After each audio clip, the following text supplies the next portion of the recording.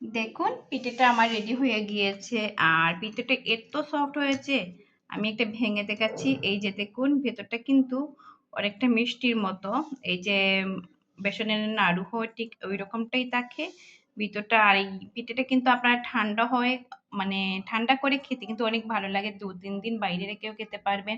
তারপর ফ্রিজে নরমাল টেম্পারেচারে আপনারা চাইলে ১ সপ্তাহের মতো রেখে খেতে পারেন। আর এই পিঠেটা কিন্তু ভিতরটা অনেক ভালো লাগে, যেন নাড়ুর মতোই। যাই হোক, আপনারা ঘরে ট্রাই করে দেখবেন। ঠান্ডা করে খেতে কিন্তু অনেক ভালো লাগে। একবার বানিয়ে ট্রাই করে দেখবেন কেমনটা লাগে। এই পিঠাটা বানানোর জন্য আমি যা যা উপকরণ দিয়েছি তা আমি আপনাদের সাথে শেয়ার করে নিচ্ছি। এখানে নিচে যে অংশগুলো দেখছেন এগুলো হলো বিটরুট। আর বিটরুটকে আমি ভালো করে ব্লেন্ডার করে প্রথমে সিদ্ধ করে নিয়েছিলাম আর ব্লেন্ডার করে এগুলো দিয়ে দিয়েছি। আর বিটরুট যখন মানে ব্লেন্ডার করছিলাম তখন আমি চিনিগুলো দিয়ে দিয়েছিলাম। আর এখানে চিনিগুলো মিক্স আছে, অনেকগুলো চিনি লাগে। আর এখানে পরিমাণটা হলো বিটরুট প্রায় 4 কাপে 2 কাপ বিটরুট দিয়েছি। আর 1 কাপ মিহি চালের গুঁড়ো দিয়েছি, 1 কাপ মিহি ময়দা দিয়েছি, একটা ডিম ভেঙে দিয়েছি এবং লবণ দিয়েছি। এখন আমি এগুলো ভালো করে মেখে নেব। আর তার আগে আমি আরেকটা জিনিস মিক্স করতে ভুলে গেছিলাম, সেটাও দিয়ে দিচ্ছি। এখানে আমি 1 কাপ পরিমাণ কোরানো নারিকেল দিয়ে দিচ্ছি। আপনারা নারিকেল দিতে চাইলে দিতে পারেন, নাও দিতে পারেন, তবে নারিকেলটা দিলে আরো বেশি ভালো লাগে, তাই আমি দিয়েছি। এখানে একটা ডিম চাইলে আপনারা দিতে পারেন, 2টো ডিমও দিতে পারেন। এখন আমি 1 চামচ বেকিং সোডা দিয়ে দিচ্ছি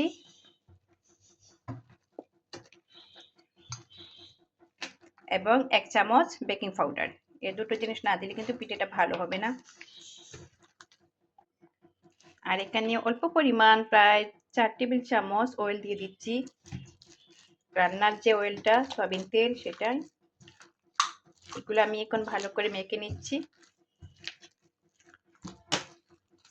কালারটা কি সুন্দর আসছে দেখেন। আমার মাখানো শেষ হয়ে গিয়েছে। এখন আমি একটু পানি দিয়ে দিচ্ছি। এতটা নরম হবে না আবার একটু শক্ত হবে না। আপনাদের আমি গুলাটা যেভাবে তৈরি করেছি সেটা দেখিয়ে দিলাম। এটা অনেকটা গুলগুলা পিঠার মতোই। আর এটা আমি প্রায় ঢাকনা দিয়ে ঢেকে 1 ঘন্টার জন্য রেস্টে রেখে দিব। চালের গুঁড়োটা ভালো করে ফুটে উঠবে। পিঠার জন্য আমি চুলায় একটা কড়াই বসিয়ে দিলাম আর কড়াইয়ের মধ্যে পরিমাণ মতো তেল দিয়ে দিয়েছি। আর তেলটা গরম হবার অপেক্ষা করছি। আমার তেলটা গরম হয়ে গিয়েছে। এবার আমি পিঠার জন্য যে ডোটা সেটা ছেড়ে দিচ্ছি।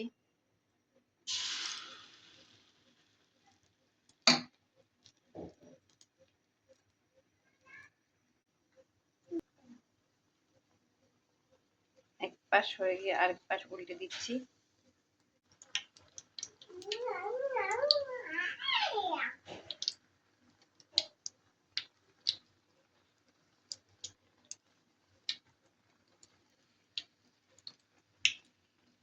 এই পিঠাটা কিন্তু আমরা ময়দা দিয়ে যে তেলের পিঠাটা করি সেম এতটা সুন্দরভাবে ফুলবে না।